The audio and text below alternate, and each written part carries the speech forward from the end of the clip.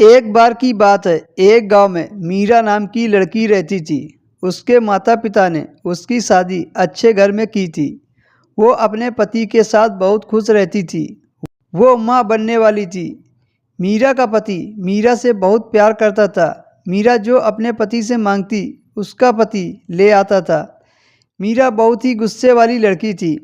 वो थोड़ी थोड़ी सी बात में गुस्सा करके मायके चली जाती थी।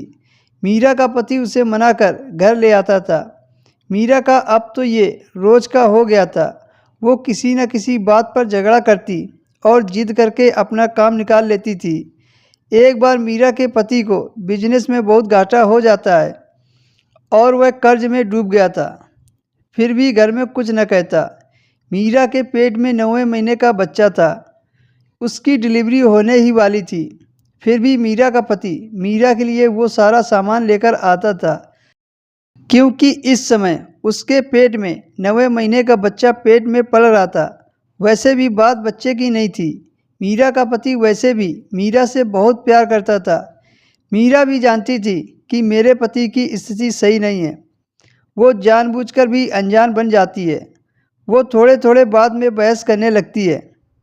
पैसे की किल्लत की वजह से उसका पति मीरा का पूरा शौक नहीं करा पा रहा था।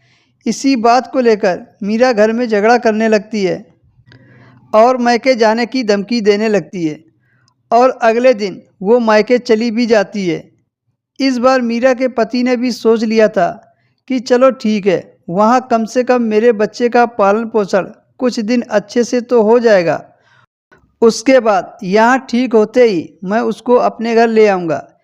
मीरा के बार बार मायके आ जाने से पहले की तरह मान सम्मान नहीं हो पाता था और हाल ही में उसकी छोटी बहन की शादी हुई थी।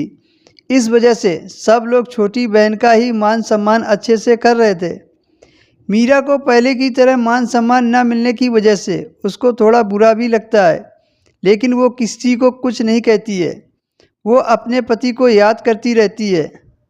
अगर उसको कुछ खाने को मिलता तो मीरा को 2 से 4 दिन के बाद खाने को मिलता था।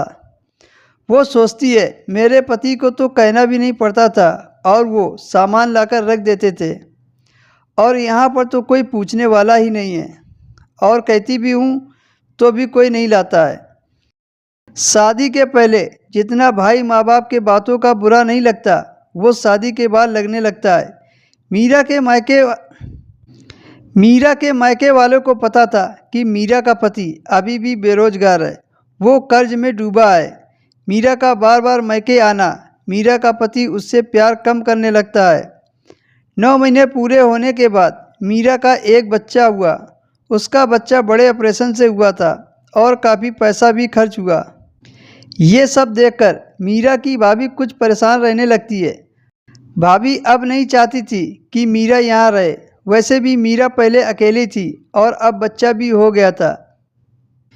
अब बच्चे का खर्च भी मुझे ही उठाना पड़ेगा। मुझसे इतना खर्चा ना हो पाएगा। वो अपने पति से लड़ती और सासू माँ से लड़ती। वह घर में लड़ाई करके वो अपने मायके चली गई। मीरा को लेकर घर में झगड़ा होने लगता है।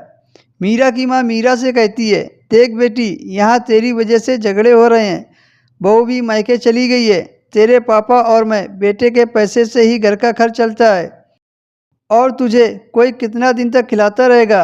ये तो तेरा एक दिन का तो है नहीं, ये तो तेरा रोज का हो गया है।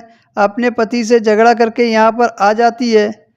मीरा को आज ये सब बातें सुनकर मायके का घमंड टूट जाता है।